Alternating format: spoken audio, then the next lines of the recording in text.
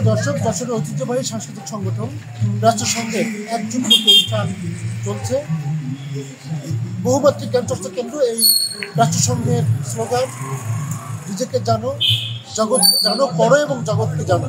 এই স্লোগানে 12 বছর আগে যে সংগঠনটির যাত্রা শুরু হয়েছিল, আজ 2024-এর বিপ্লব পরবর্তী সময়ে এসে তাদের সেই যুগপূর্ত অনুষ্ঠান কেমন হচ্ছে চলুন আমরা জানি সদস্যদের এবং অতিথিদের মুখ থেকে।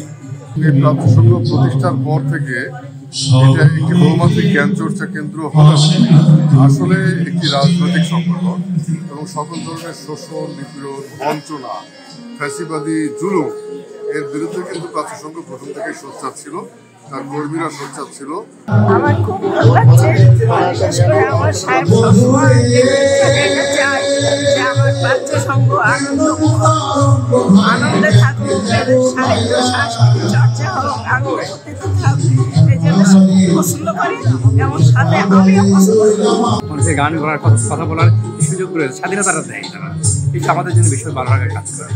ভালো লাগা নিয়ে প্রাচ্যসংঘ এগিয়ে যাক। অনেক তরুণের আজকে সমাবেশ এখানে হয়েছে, প্রাচ্যসংঘকে অনেক ধন্যবাদ। আরও প্রাচ্যসংঘে এগিয়ে যাক, এই শুভকামনায় এই যুগপূর্তি অনুষ্ঠান। প্রাচ্যসংঘ মূলত একটি স্বাধীন জ্ঞান চর্চা কেন্দ্র, যা আমাদের এই মূলত যে প্রাচ্য, এটার মূলত পুরনো যেই ধারা এবং আমাদের যে সাংস্কৃতিক ঐতিহ্য এটারে হচ্ছে বয়ে নিয়ে যায়। এবং প্রাচ্যসংঘ আজকে তার এক যুগপূর্তি শেষ করতেছে, ফলে আমরা এটা নিয়ে অত্যন্ত আনন্দিত এবং গর্বিত। খুবই ভালো লাগছে, এখানে এত সুন্দর করে সন্ধ্যাটা ভালো হচ্ছে, মানুষ আছেন, আসলে এটা খুবই মনোমুগ্ধকর।